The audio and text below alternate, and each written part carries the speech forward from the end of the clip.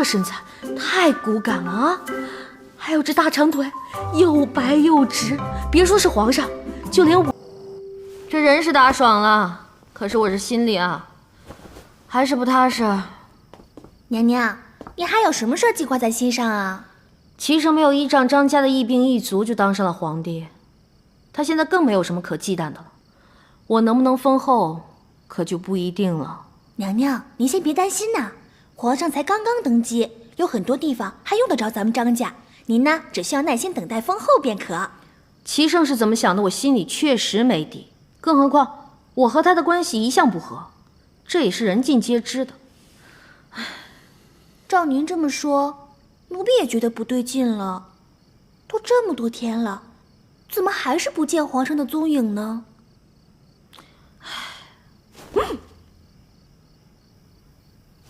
哎呀，怎么又来这套？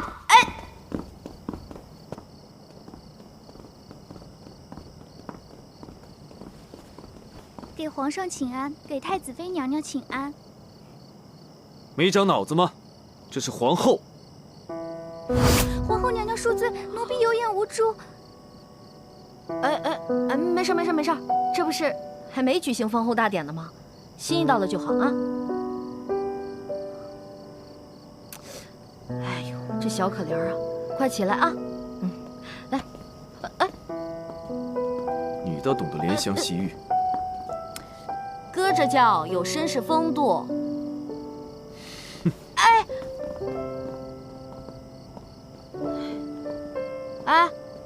你该不会真的封我为后吧？不封你还能封谁？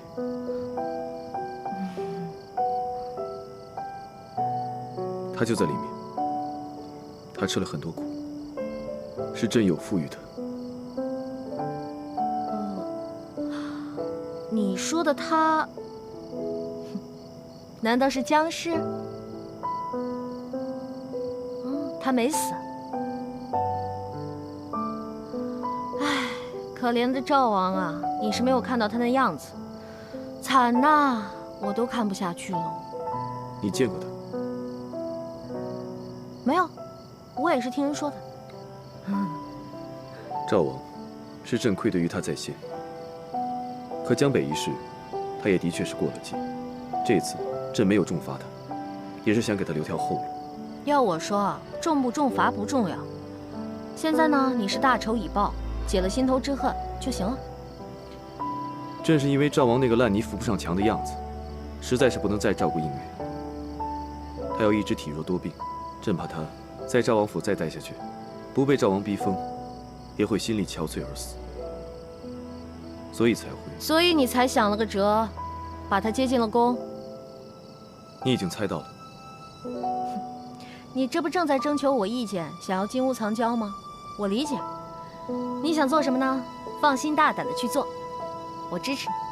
其实，我只是想让你容得下他，给他一条活路。容，绝对容得下。你小子那么快就封我为后，原来是给自己留着备胎呢。哼！哎呦，这儿蚊子还不少呢。要不咱们进去吧，别让人家姑娘等久了。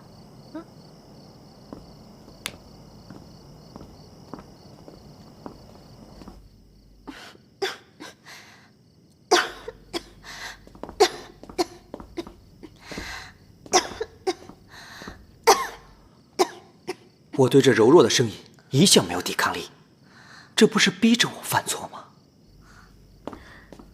哎呦，妹妹病得这么严重，就别起来了。终于可以占她的便宜了。哎呀，妹妹，瞧瞧这小脸，鹅蛋脸都瘦成锥子脸了，这身材太骨感了啊！还有这大长腿，又白又直，别说是皇上，就连我都爱不释手啊！哎呀，妹妹，你说你受了这么多的苦，你知道哥的心里有多疼吗？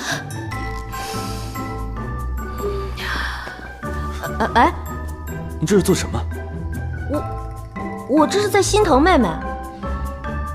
你还是出去等着吧。待。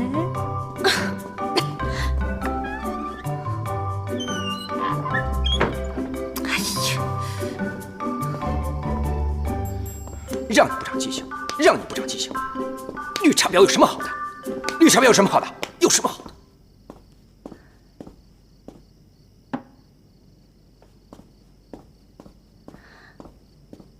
姐姐刚才的态度真是反常，演得好一出姐妹情深啊！难道世间就不存在真正的姐妹情了吗？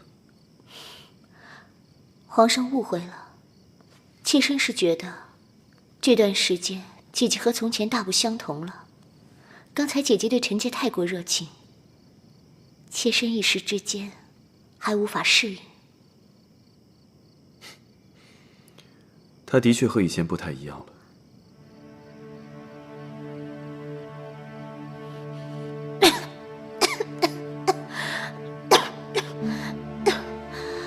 自从陛下从江北回来，就没来看过妾身。现在妾身病了，陛下才带着姐姐前来。陛下是不是觉得姐姐比我有趣，比我新鲜？真没有那样想。新鲜不过是一时的，陛下与映月可是有一生一世之约的。什么？一生一世之约？妾身想知道，陛下把臣妾接进宫，只是为了想让妾身养病。赵王那副样子，你在赵王府再待下去，恐怕只会加重你的病情。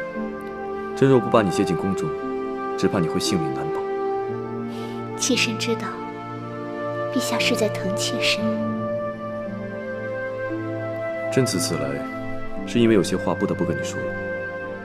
朕把你接进宫中，只是想保住你的性命，并无他意。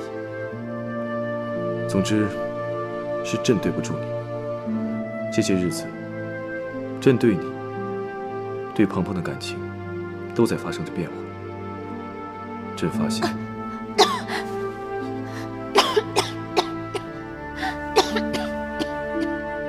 你既然身体不适，那便改日再说。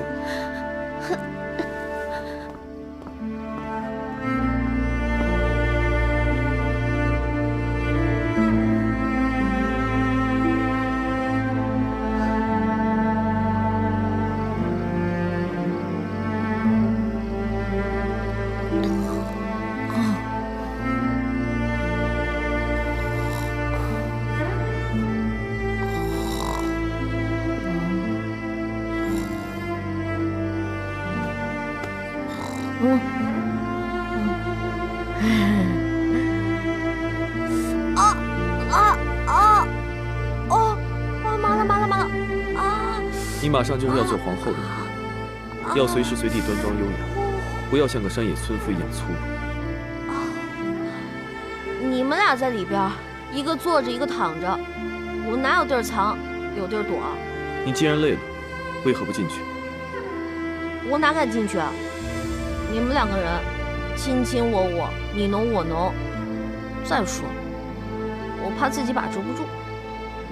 回去吧。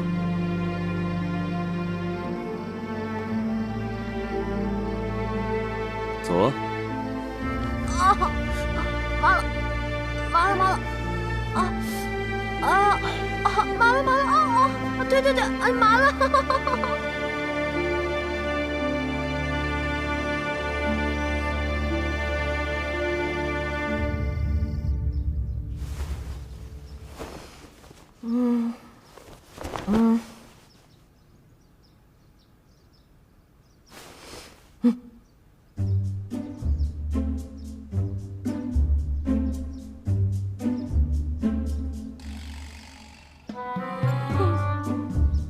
我不会是在梦游吧？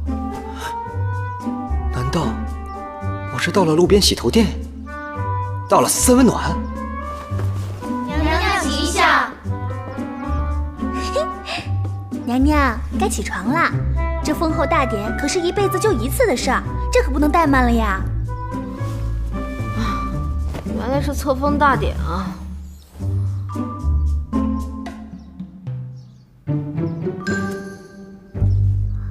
娘娘，您的眼光什么时候变得这么挑剔了？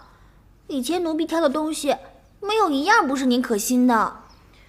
难怪以前张鹏鹏不受宠啊，就是因为你这个设计师啊，品味太 low。绿篱，不是我眼光高，是因为你啊，是彻彻底底的女人审美，你根本就不知道男人喜欢什么。你看啊，这只就比你刚刚挑的那只好看，简单而不是大方，优雅而不失身份，重要的是，还带着一点点的骚气。骚气？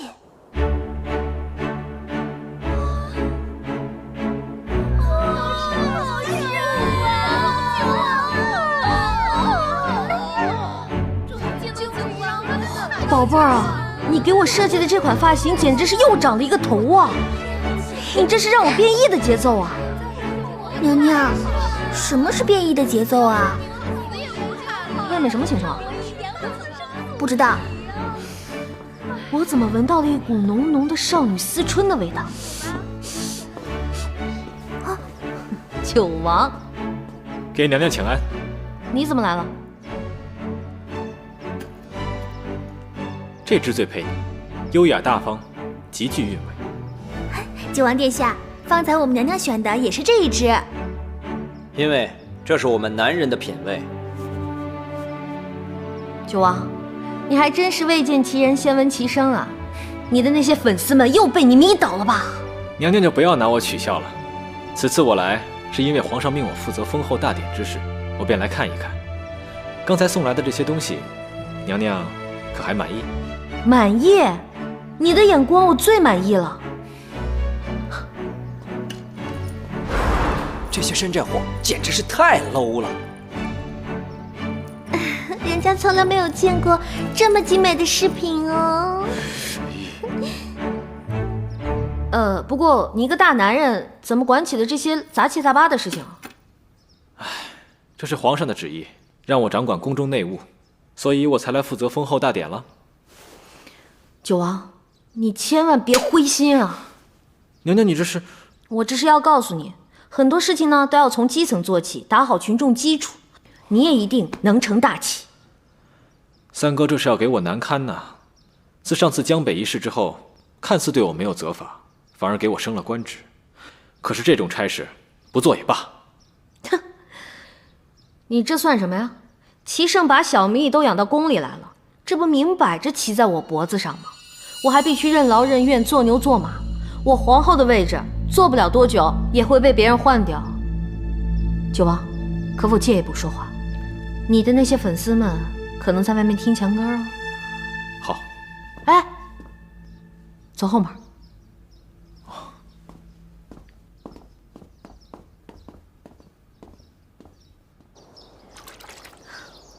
如果这个是齐胜，这个是你，这个就是我。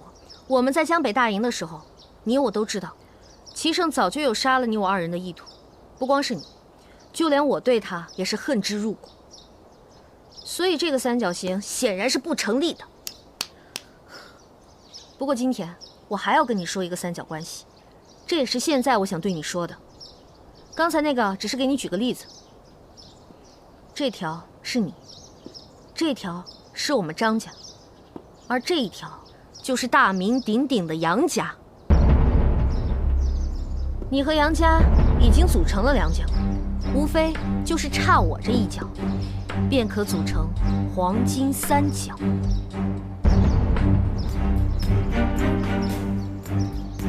鹏鹏的意思是，黄金三角是这个世界上最稳固、最牢靠的三角，一旦固定很难拆除。所以九王，你好好想想，要不要我这一角？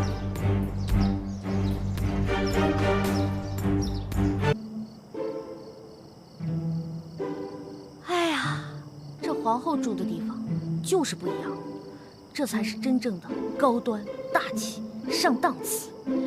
今晚你跟我就在这儿，好好的举杯邀明月。娘娘，您知道吗？今日啊，您同皇上手牵着手，一步一步地走出奉天殿，那气势真的是无人能及呢。我也是第一次啊，真切地体会到了唯我独尊、天下尽我的感觉。尤其是在文武百官的高呼声中，一个男人一生所求，也不过如此了。是啊，皇上他不仅拥有了天下，更拥有了娘娘您，而您拥有着皇上，总归呀是世界上最幸福的人了。绿蝶，不给我泼冷水你会死啊！皇上驾到！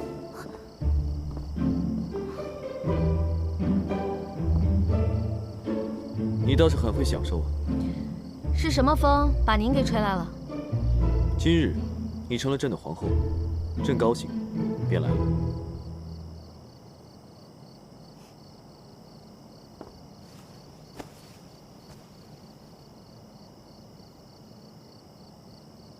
他这是要泡妞的节奏，得赶快喊停啊！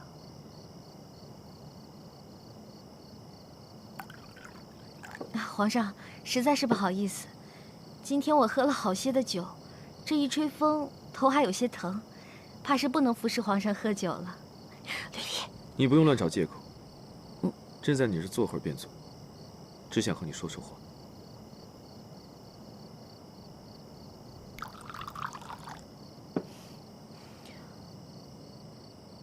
那说吧。朕9岁的时候，便知道以后要娶你为妻。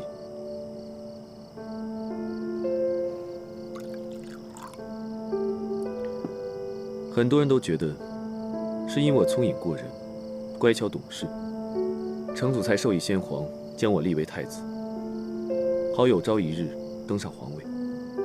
其实他们都想错了。那是怎么回事？有一次，成祖带着我和九弟去了张家，看见了5岁的你，在园子里嬉笑打闹。成祖便起了童心，笑着问我和九弟，要不要和你一起玩。哎，那江妹妹呢？那个时候她在哪？5岁的时候，江氏的父母还并未双亡，她也还未住进张府。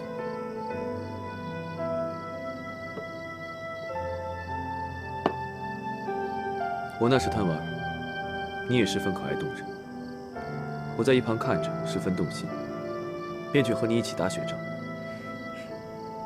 老九那时比我懂事，说要陪着皇爷爷，不肯和我们一起玩。这样看来，你小时候也是一个贪玩、喜欢泡妞的小屁孩。哼，来。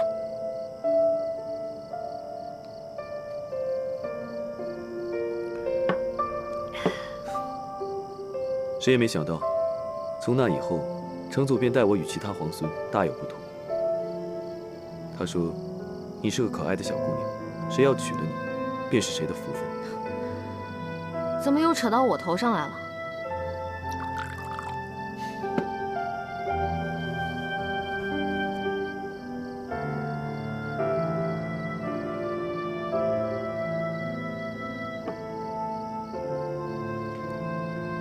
你不觉得你的性子像极了皇祖母吗？想必是那时我与你玩闹嬉戏，天真无邪，让成祖想起了他年少时与皇祖母相识的场景。原来如此啊！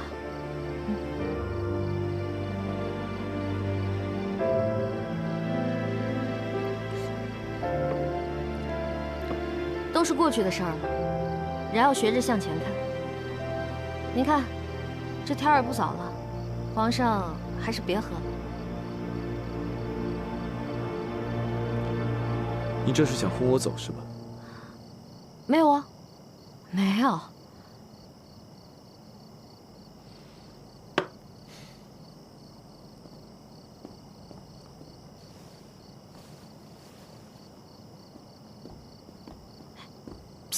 小公公，东北角幽兰殿知道了吗？啊？回大明宫。是。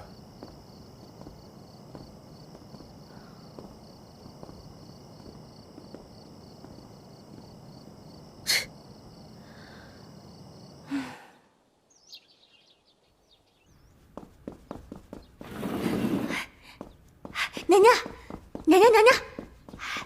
据可靠消息，皇上这些日子只去过幽兰殿，但是却从未在幽兰殿过过夜。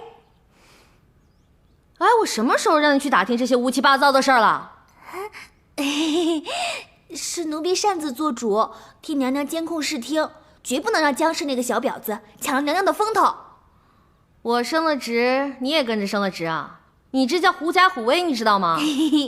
还不是借着娘娘的光嘛！而且我做这些不是为了自己，而是为了娘娘您呐。奴婢跟娘娘可是一条心呐。不过你汇报的这些八卦消息啊，倒是有点参考价值啊。放心吧，娘娘，奴婢是不会做无用功的。皇后娘娘，后宫的几个娘娘来了，怎么又来了？说是让娘娘主持公道。退下吧。是。他们真是天天都能找事儿让我主持公道啊！真把我这当居委会了。绿蝶，你去告诉他们，今儿周末我这居委会不办公啊，妇女联合会不联合，人家工作日再来。娘娘，您才刚掌管后宫没多久，还是先做出个以德服人的样子吧。啊，是吧？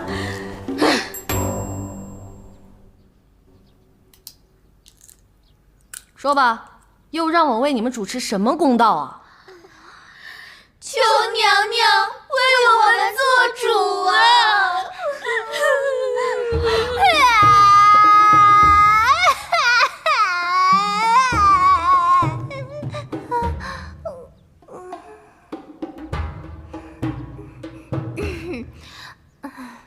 一大早上的跑到我这儿来鬼哭狼嚎的，看来是有冤情啊！说吧，怎么回事？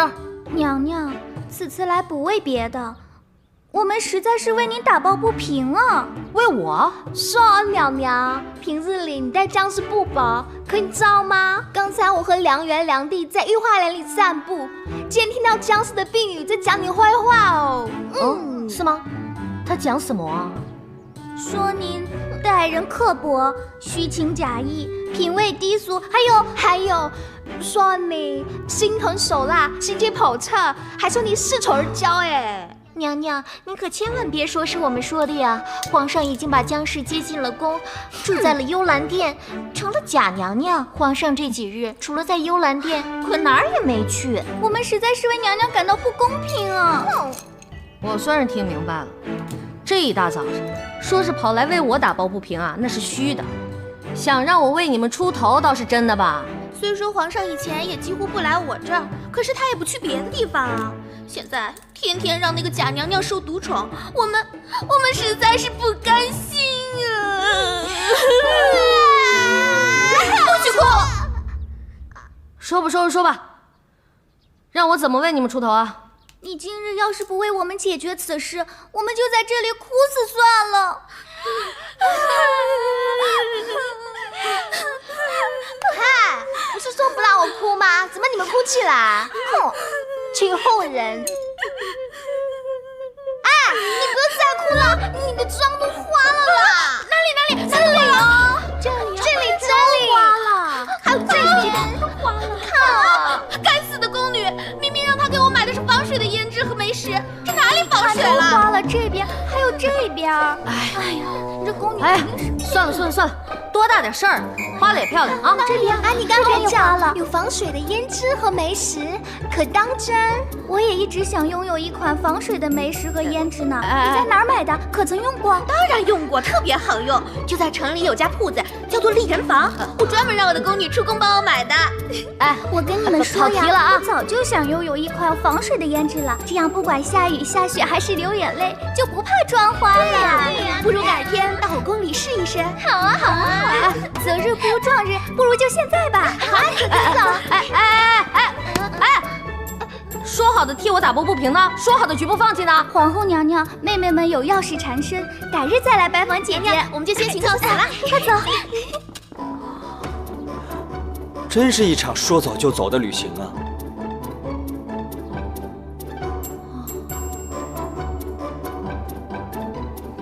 娘娘，您最爱吃的榴莲。哎呀，我实在是受不了了啊！自从我坐上皇后这个位置，就真的成了妇联主席了，整日帮着这些女人们解决一些邻里纠纷、情感矛盾啊，还有一些姐妹反目的这些破事儿。哎，你说你们这些女人们怎么就那么爱吃醋呢？就不能团结一致，相亲相爱吗？娘娘，您怎么把自己抛出在外了呀？哎呀，不过你们女人在某些时候确实挺团结友爱的。今天啊，黄良源他们几个人来找我告僵尸的状，就因为说起了什么胭脂水粉，他们几个人瞬间就把找我的原因忘得一干二净，进入到了另外一种境界中。娘娘，这没什么奇怪的呀。绿篱觉得呀，女人最可贵、最可爱的一面就在于此呢。哼，简直不可理喻。不过啊，女人之间的友谊啊，确实只能建立在逛街、买衣服、上厕所上面。我既然想让后宫的女人们团结一致，又不能整天让她们上厕所，也许我能让她们处在一个买的状态下。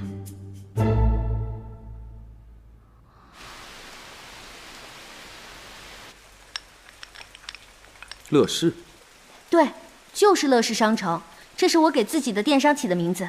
哎，那个起照的名字我都想好了，就叫做阿里鹏鹏。不需要。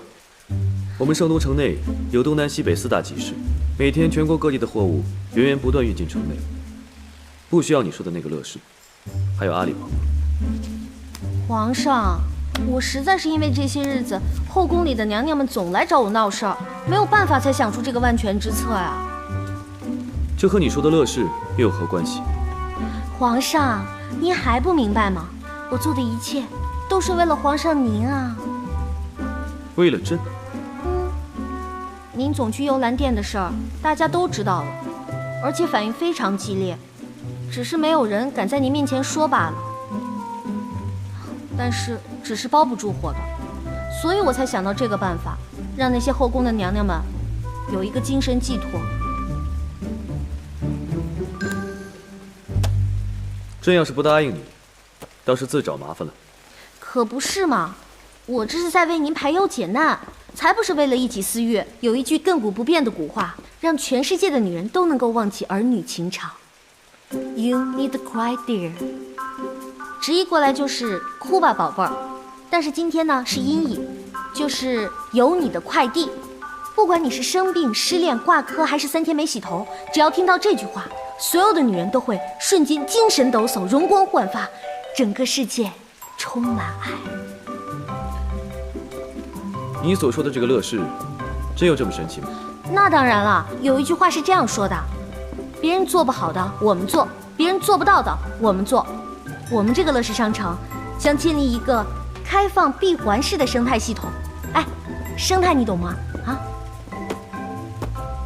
果真如你所说，有了这乐视商城，是否就能让我们3天内吃上西域的水果，10天之内收到南方各省的奏章，1天之内喝上北郊的羊奶了？那算什么？只要在我们的乐视商城背后再建立一个快递部门，一切就都完美了。哎，快递的名字我都想好了，就叫做飞毛腿快递。好痛啊！我受不了了！别出声，受不了了！忍着。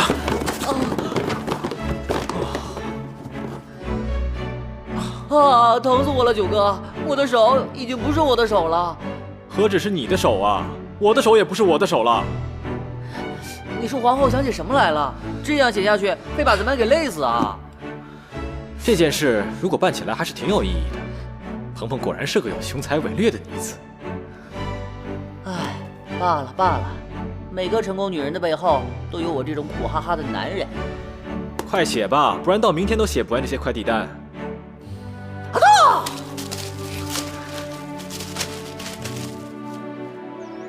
哎，这飞毛腿我倒听说过，可这乐视商城是什么呀？准是皇后娘娘为了讨好皇上，使出了什么新招啊！哎呀，管它是什么啦，听说卖的东西又便宜又好，这不就够了吗？就是嘞，凭着俺们和皇后娘娘的关系，她肯定会给我们贵宾待遇啊。你很烦呢，干嘛要随人家讲话了啦？真是的。听人说，只有成为这位爱婢，才会享受这样的待遇。我不管，反正我要成为第一个唯爱婢，你们谁都不可以跟我抢哦。没有人跟你抢，你本来就是个屁。我才不是，你就是个屁。今晚务必要把这些货给分发完毕。赵王放心，今晚您就歇着，什么都不用做，兄弟们一定帮您完成任务。孺子可教，干活吧。我先眯会儿。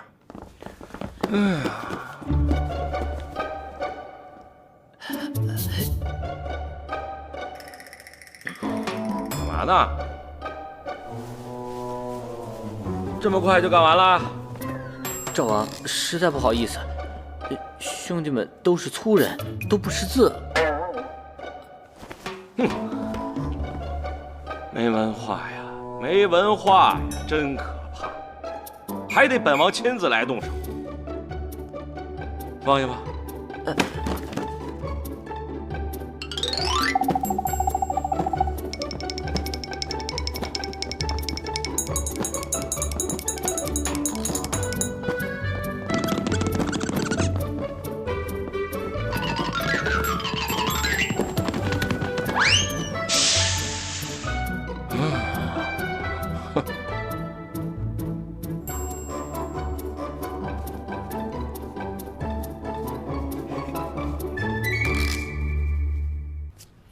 鹏鹏，哎，我最近听说你那个乐什么商城来着，办得不错。乐视商城。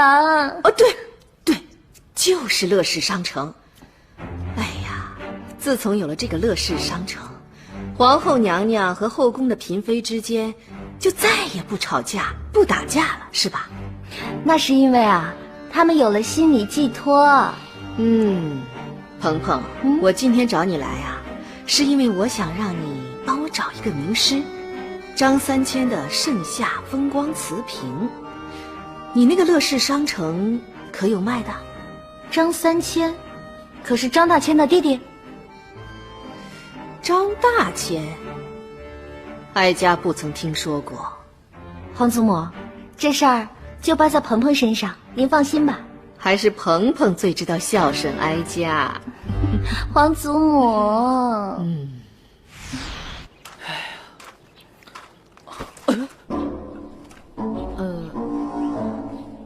今儿的天气不错啊。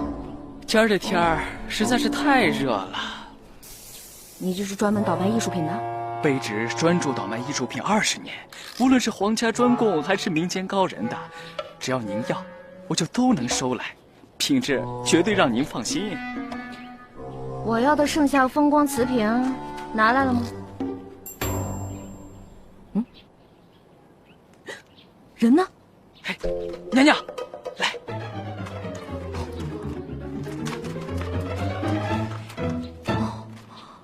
货呢？等着。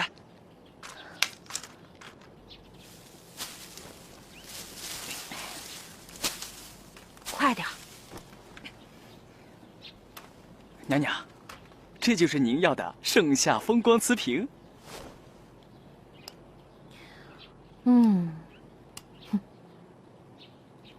不错。还有什么好货？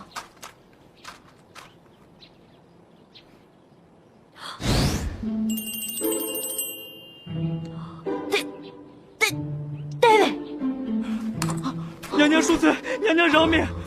这个盛夏风光瓷瓶就当送给您了，还求您放过奴才。这在我们那个时候可是无价之宝，必须要拿下。你的意思是说，让我只当没看到？娘娘，我愿意做牛做马报答娘娘。这样吧，你把这个戴维像送给我，就当什么事儿都没有发生过。那玩意儿是西洋过来的，是仿品，在咱们这儿可是禁品呀。你怎么还不明白？我这是在帮你销赃呢。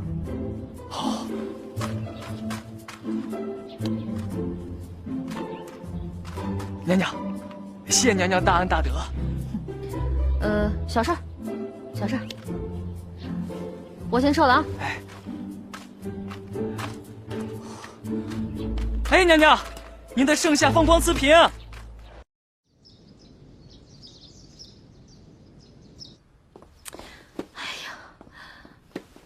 放哪儿了？啊？哎，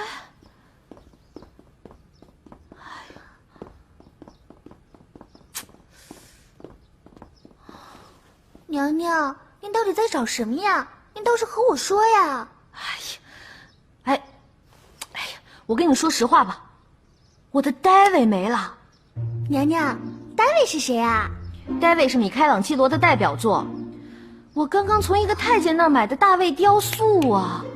我当是什么东西呢？这种东西丢了，咱们再买一个不就完了吗？这东西可不能丢，丢了是要被问罪的。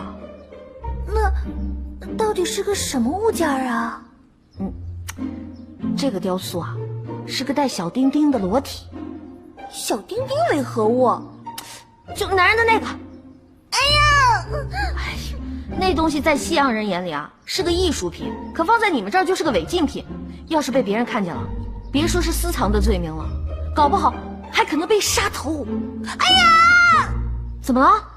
今天飞毛腿来咱们仙山谷取价，奴婢就把一个盖着罩布的物件当成盛夏风光瓷瓶，寄到太皇太后那儿去了。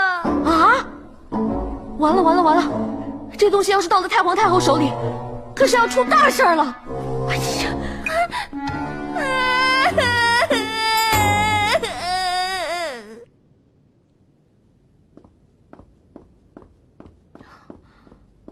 哎呀，谁？女神姐姐，你怎么来了？杨言，快告诉我，刚到的快递放哪儿了？在这边呢。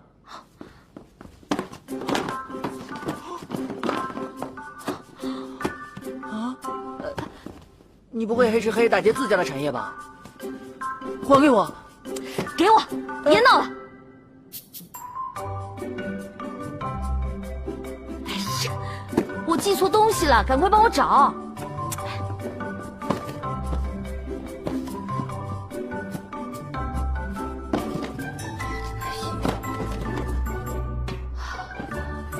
好热！姐姐，你要干什么？你别脱呀！我不能对不起我九哥呀！揪你个头啊！我……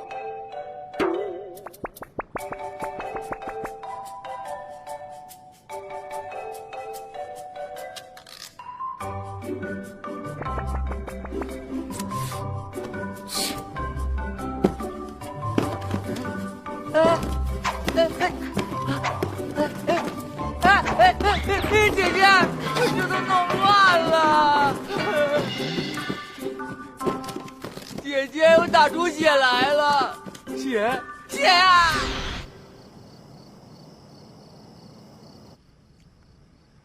听说快递在宫中大受好评。是啊，皇上，现在宫中的各个吃住用度都是快递寄来寄去的，就连御膳房的蔬菜都是南菜园用快递寄过去的呢。看来皇后所说的生态系统果然便利。如果朕要寄一个东西，是不是所有经手的人都会知道朕寄了什么？回皇上，快递最大的优点之一就是保密性强。您只要包好了包裹，写好了去处，那便没有任何人能打开您的包裹。收件的人只需要查看包裹的完整度，就可以给5星好评了。虽然说对这种新的形式有所担心，不过朕也不能固步自封。这样，你去帮朕寄一个东西。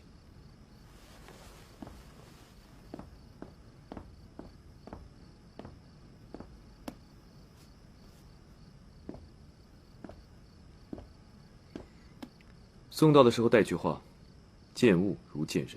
是，皇上。报！皇上，有您的急件，请签收。下去吧。是，皇上。皇上。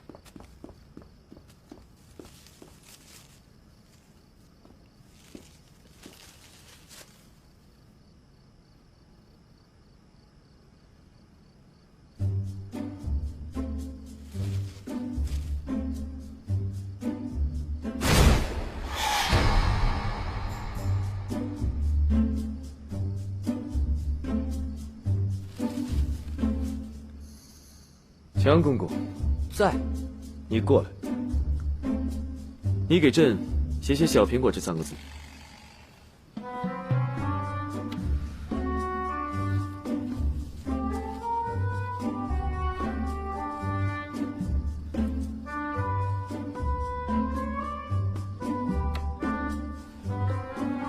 背过身去。哦，没朕的允许，不许转过来。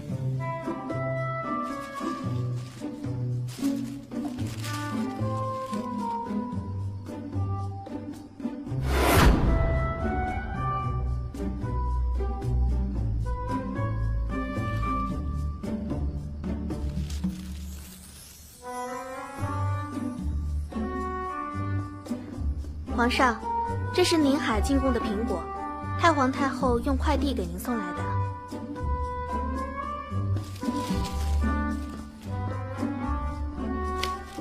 苹果，又是苹果，扔掉，都给我扔了！以后别再让我看见苹果。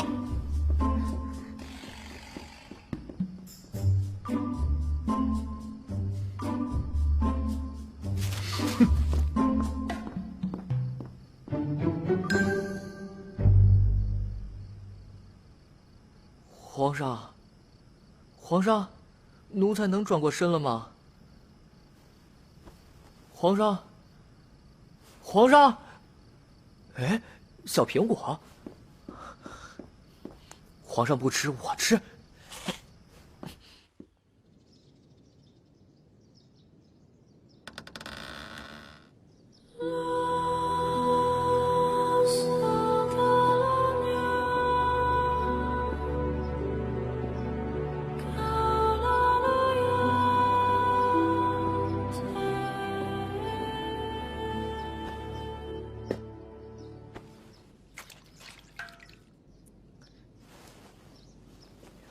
皇上，奴才来为您洗漱擦身。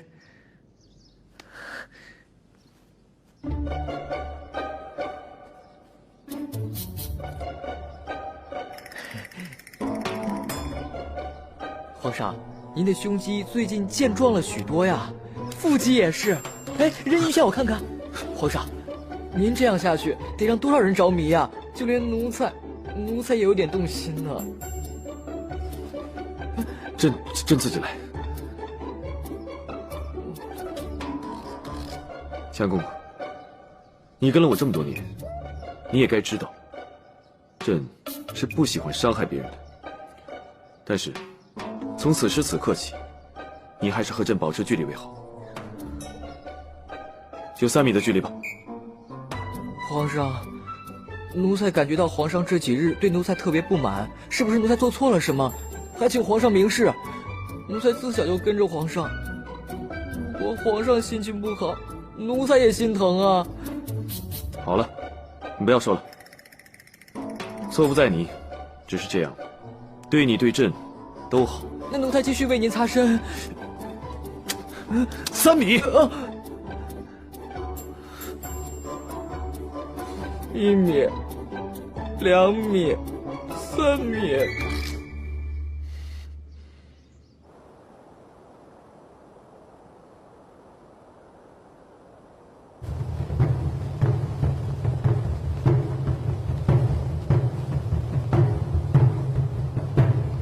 赵王，我平时待你不薄，可你为何屡次公然与我作对？平时受剧情所限，可现在已是彩蛋环节。你与我期江映月，不清不楚，忍无可忍，无需再忍。那好，我们来一决高下，如何？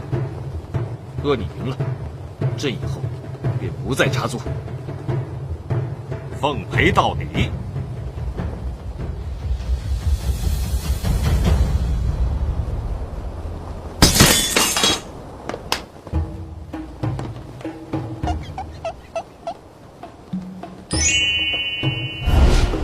赵王，请。太子承让。看今朝，乾坤日月要我南下，金戈铁马，气吞万里如虎。昨夜有客登门，惊醒万里春梦。今夜无人共枕，枉费金戈一片。怎么又是金戈呀？对付你，只需金戈一片。主本无心，节外空生枝叶。心若有意，请带上金戈。停！怎么回事？怎么回事啊？都108条了还过不了？姚冰冰，你行不行？不行我就换人了。哎，导演，我行，让我来，我都记住了。哎，拿着照着念。齐冰冰，你行不行啊？补个妆。不，让你念，来，你拿着念吧。导演，我记住了。让你念你就念，风打开，各工员注意了，开始。何当共剪西窗烛，却话巴山夜雨时。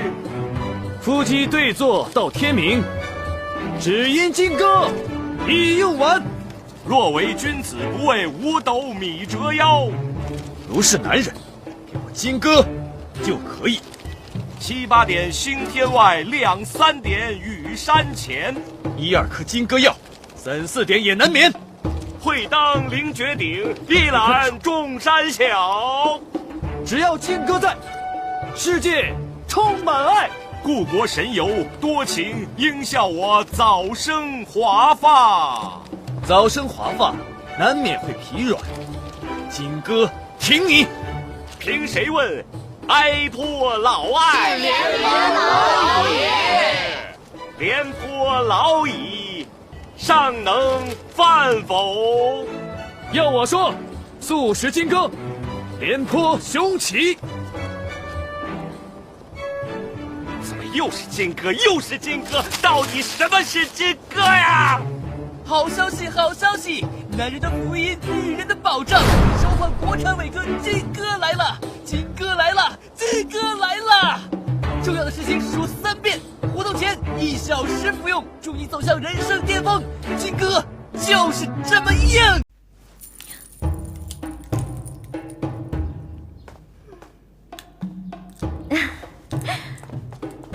皇祖母，起来吧。今天呢，我把大家叫来，是要让大家和哀家一起欣赏一件张三千大师的遗作《盛夏风光瓷瓶》。张三千，哎，那瓷瓶不是已经失传很久了吗？哀家也是因为机缘巧合，偶然间得到了张大师的这件作品。想必是瓷瓶本身也愿意让懂得的人拥有和欣赏它吧。啊，皇祖母，既然这个瓷瓶这么珍贵，今天来了这么多人，万一不小心谁碰碎了，那可怎么办啊？哦，再好的作品，也要拿出来跟大家一起分享啊！拿上来吧。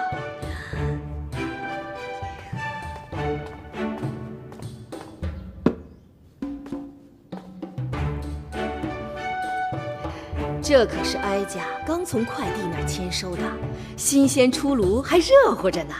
哀家还没来得及看，就是为了在这样的一个时刻和大家一起欣赏。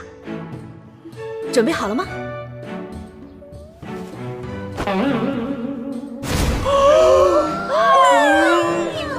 哀家告诉你们，这位张三千大师最擅长描写四季。而这个盛夏风光瓷瓶，又堪比春光无限。怎么样，哀家的瓷瓶把各位都惊艳到了如此的地步，让哀家也好好欣赏欣赏它。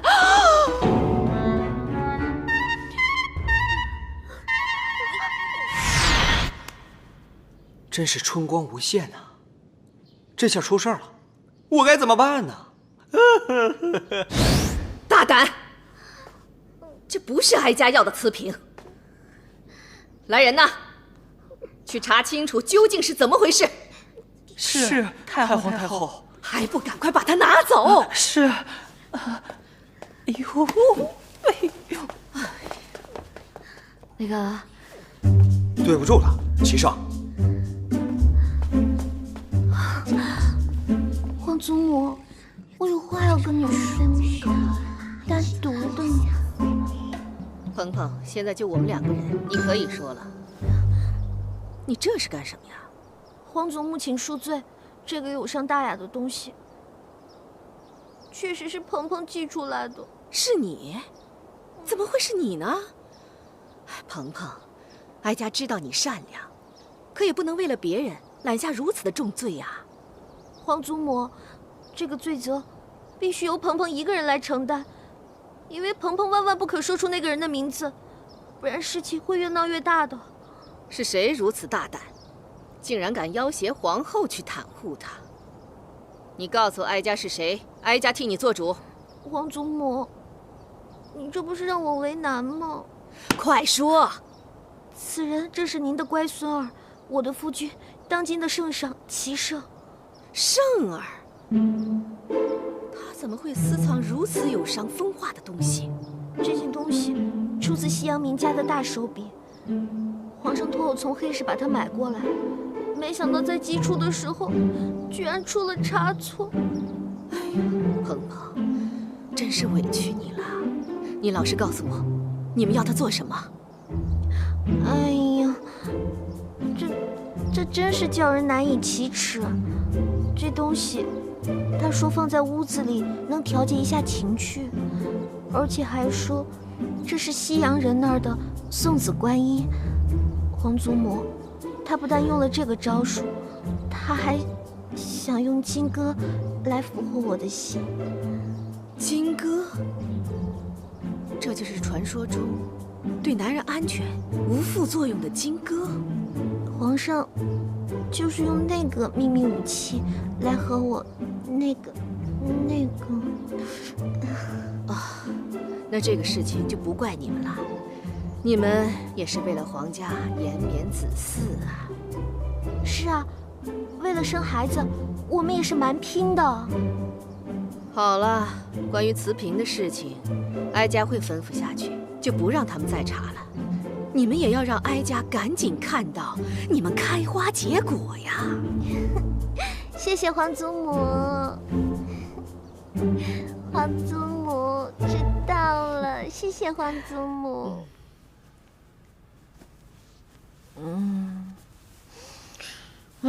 宝贝儿，快给我揉揉头，好好放松放松。我这一天啊，太烧脑了。今天啊，还好是我急中生智，哎呀，才躲过这劫。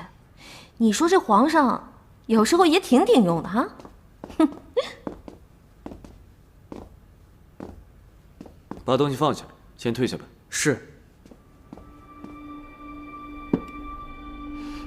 你也先下去，朕有话要和皇后单独说。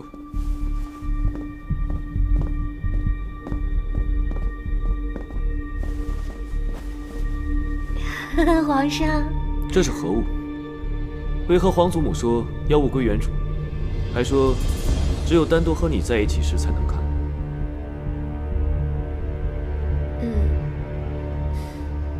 这东西你还没看？哦，野史！哎呀，一定是你最近太疲劳了，才会起这个东西。喝口水吧。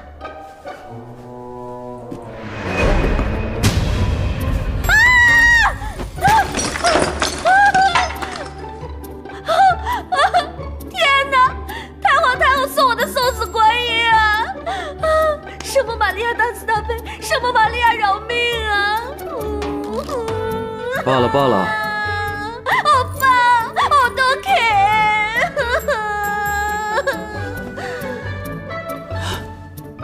今天可不要再出什么幺蛾子了，我的脑细胞已经不够用了，我的眼睛已经枯竭。这是寄给你宫中的小苹果的，错寄到朕的宫中。这次快递出了如此多的差错，你自己看着办吧。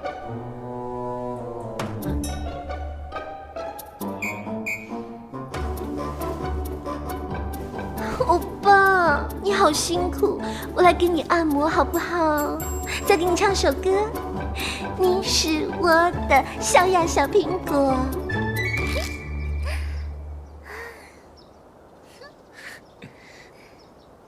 你喜欢小苹果吗？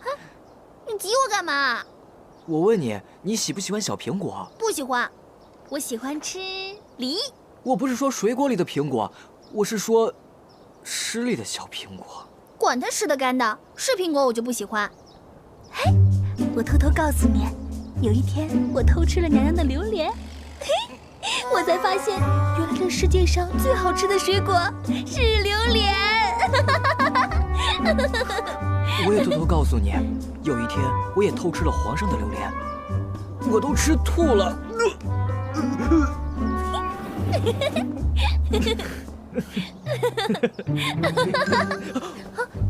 皇上吉祥。回宫。怎么还不走？皇上，3米呢？现在不用了。奴才谢主隆恩。回去我偷皇上的榴莲给你吃啊。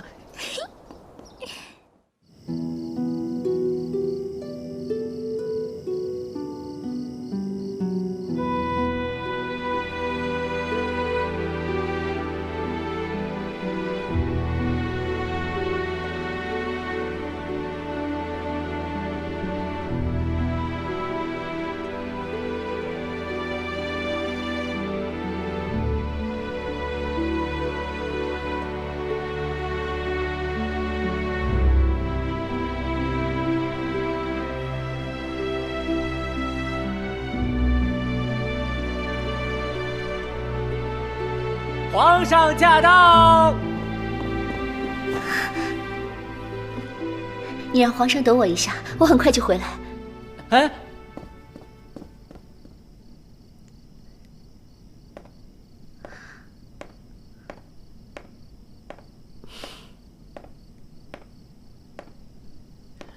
皇上他人呢？啊，皇上吩咐了，见物如见人。你这个人好坏好坏的，害得我以为皇上来了，白让我打扮了这么许久。说来也奇怪，您刚才还那样，从里边一出来，就像换了一个人。这是一个女人必须具备的生存技能。哦，那您签收快递吧。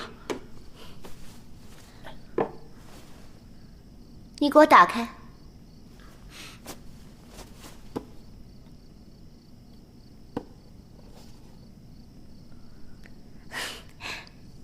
皇上待我可真好，居然送我佛手柑这么贵重的水果。这送人水果哪有掰成2半的？要么就是这人太不讲究了，要么就是像坊间流传的那样，是分手的意思。分手？要不然皇上至于连一个整水果都不趁吗？这位娘娘，我还有下一单呢，您还是快签收了吧。他要和我分手，这一定是弄错了，我不签。哎，您别不签呢，早知道我就不告诉您真相了。我听说前些日子快递不是出了差错吗？您这个是 VIP 专用物流通道，不在那次送错的范围内。我不管，你把这什么破佛手柑给我送回去。奴才办不到啊！你不是飞毛腿快递吗？我是飞毛腿没错，可是我们那边不让接私活。什么飞毛腿快递，什么乐视商城，都是一伙的。你们和张鹏鹏合起伙来骗我，皇上一定是被他迷了心窍，这一定是弄错了。这，你还是自己还回去吧。张鹏鹏，又是你！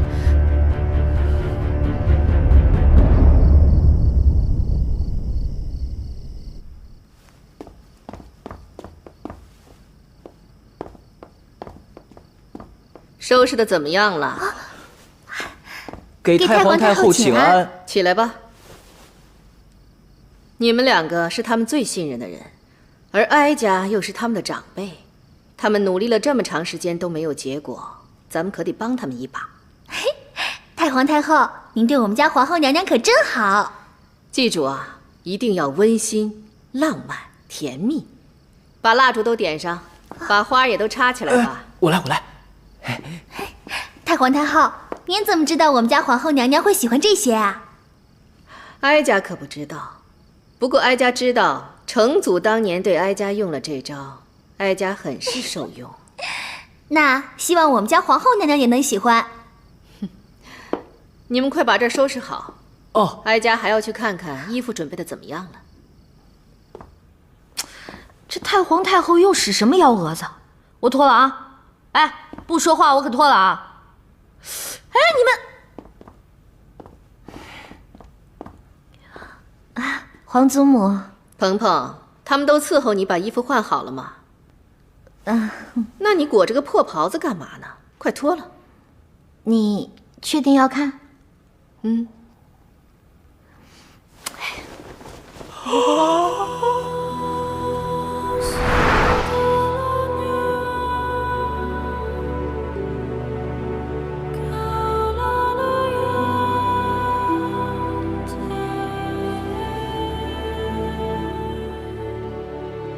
哀家终于明白了，当年成祖是如何被哀家倾倒的。哎，皇祖母，您确定这衣服是您亲手设计的？当然了，要不皇祖母怎么会让你来当模特呢？鹏鹏，我告诉你啊，我最近对这个服装设计呀特别感兴趣。我还让人家从西洋给我请来了个裁缝，裁缝叫什么来着？叫维多利。维多利。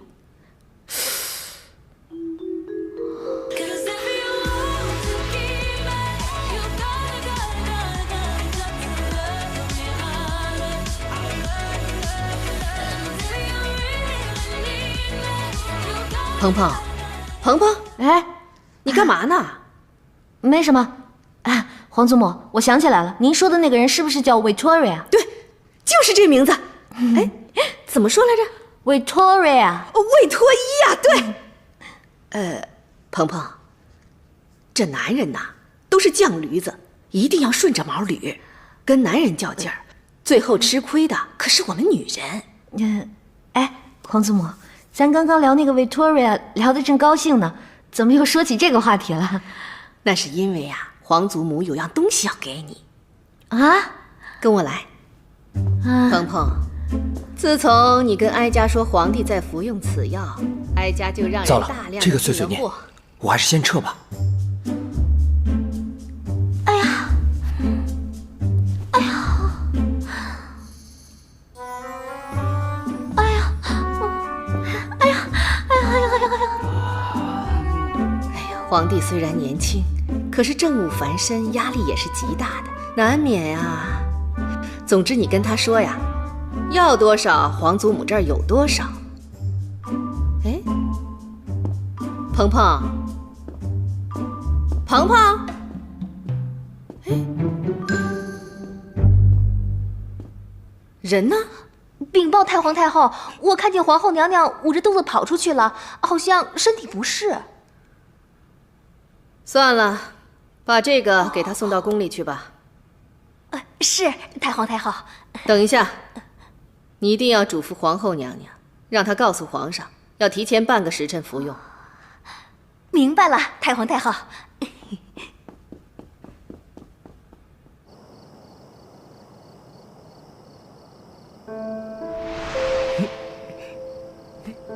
今晚的星星可真多啊！是啊，只盼着这天上的星星能保佑皇上和皇后娘娘圆圆满满。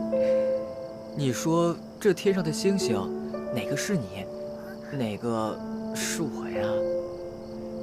有时候我就觉得我们家皇后娘娘和皇上就是天上的织女和牛郎，而姜氏就是万恶的银河。人家跟你说话，你有没有在听吗？说什么呀？我警告你啊，你可别对我起什么歪心眼儿，你可别忘了自己的身份。我什么身份？我可是总管级的太监。什么级都白搭，再是总管你也是个……就不用我多说了吧？你凭什么歧视我？皇上都已经昭告天下了，歧视残疾人那是触犯律例的。我虽是太监，也是有尊严的，也是有我自己的感情的。我没有瞧不起你，我只是瞧不上你。皇上吉祥！是谁瞧不上咱们家强公公啊？皇后有何要紧事，要把朕这么着急叫来？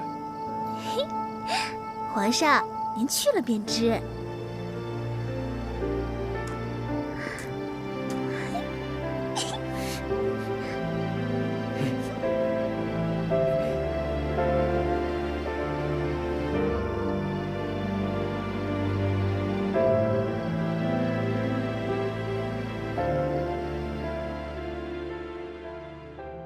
好消息，好消息！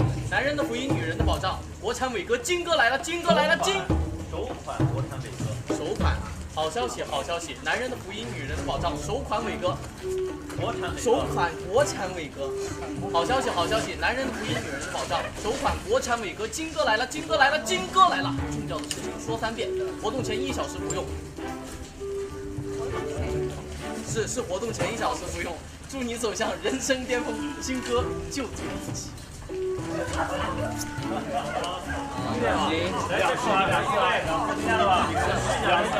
就是这么硬，看着，金哥就这么硬。对，好，来拍了，开机。不是，你先按1下，大家再按。对，我是。对，他先按完了，大家再按。金哥就这么硬。太好了，来准备吃饭。祝你走向人生巅峰。来准备吃饭，来站好了，就这么硬气。要金歌赞，世界充满爱。我常有多情，并向我早生